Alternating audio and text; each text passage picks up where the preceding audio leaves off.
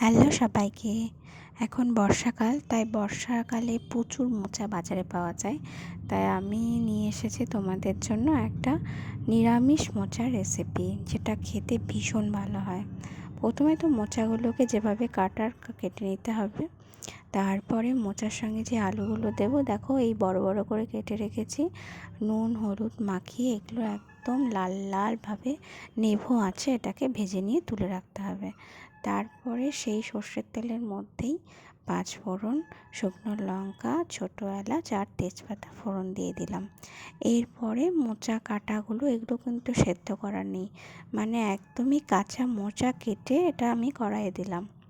অনেকে মোচা সেদ্ধ করে নেয়, আমি মোচা সেদ্ধ করি না, আমার ভালো লাগে না, তাতে টেস্ট অনেক কমে যায়। তো কাঁচা মোচাটা দিয়ে দিলাম। এরপর দিয়ে দিলাম লবণ, এবার দিয়ে দিলাম লঙ্কা গুঁড়ো, এরপরে দিয়ে দিচ্ছি হলুদ গুঁড়ো, এরপরে দিয়ে দেবো জিরে গুঁড়ো। তো এগুলো একসঙ্গে দিয়ে এটাকে নাড়াচাড়া করে এটাকে ঢাকা দিয়ে হতে দেবো কিছুক্ষণ। মানে আমি এইভাবেই অল্প নিভু আঁচেই এটাকে আস্তে মানে একদম নিভু নিভু আঁচে এটা করতে হবে, কখনোই আঁচ কিন্তু বাড়ানো যাবে না। তো এটাকে নাড়াচাড়া করে এবার ঢাকা দিয়ে রাখবো। ঢাকা দিয়ে কিছুক্ষণ রেখে মাঝে মাঝে এটাকে ওলটপালট করে দিতে হবে, উল্টে পাল্টে উপরে নিচে করে দিতে হবে। এই দেখো কেমন সেদ্ধ হয়ে গেছে কিন্তু এটা।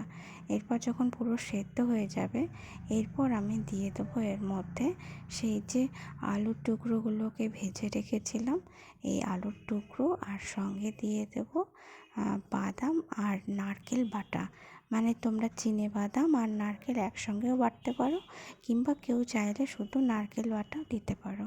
তো এটা আমি দিয়ে দেবো। এরপর দিয়ে এটাকে আবার এটার সঙ্গে ভালোভাবে মিশিয়ে নেব আছে, আর কিছুক্ষণ হতে দেবো এটাকে।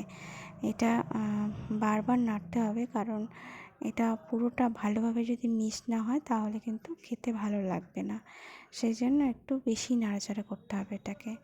এইবার দেখো আমার মোচাটা কিন্তু হয়ে গেছে। এরপরে ঘি দিলেই ব্যাস অমৃত। এটা একবার অবশ্য হলেই করো।